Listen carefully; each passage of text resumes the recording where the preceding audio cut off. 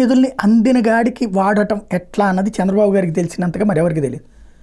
వాస్తవంగా రేషన్ ఏం రావాలి మనకి, ఒక 5 కిలోలు మామూలుది రావాలి, ఒక 5 కిలోలు ఫీజు రావాలి. ఇది మొత్తం కూడా కంప్లీట్గా ఇప్పుడు కేంద్ర ప్రభుత్వం ఇస్తున్నది ఒక 5 కిలోలు మాత్రమే రన్ అవుతుంది. తద్వారా రాష్ట్రానికి సంబంధించిన ఖర్చు కొంత తగ్గించారు.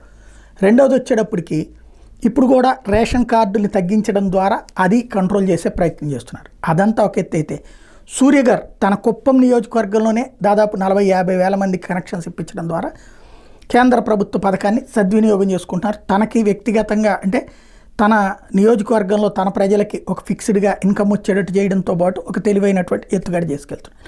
ఇదే కాకుండా ఇప్పుడు బనకచెర్ల ప్రాజెక్టులో స్పెషల్ ఏంటంటే నదుల అనుసంధాన ప్రాజెక్టులో భాగంగా కృష్ణా పెన్నా కావేరీలకు సంబంధించినది, గోదావరి పెన్నా కావేరీల అనుసంధానానికి సంబంధించినటువంటి ప్రాజెక్ట్. అది 4 కృష్ణ కూడా కలుస్తాను కూడా, తుంగభద్ర ఇవన్నీ కూడా కలుస్తాను.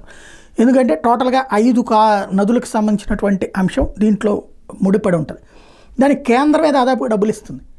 దాదాపు 40,000 కోట్ల రూపాయల దాకా కేంద్రమే ఖర్చు పెట్టుకుంటుంది. కాబట్టి ఆ పథకం కిందన దానికి ఇక్కడ తెలుగు తల్లికి హారతి లాంటి పేరు పెట్టడంతో పాటుగా కేంద్ర నిధులతో, ఇప్పుడు పోలవరము కేంద్ర నిధులే, ఇది కేంద్ర నిధులే, ప్రచారం ఎవరికి ఉంటుంది, బాబు గారు ఇప్పించినట్టు ఉంటుంది.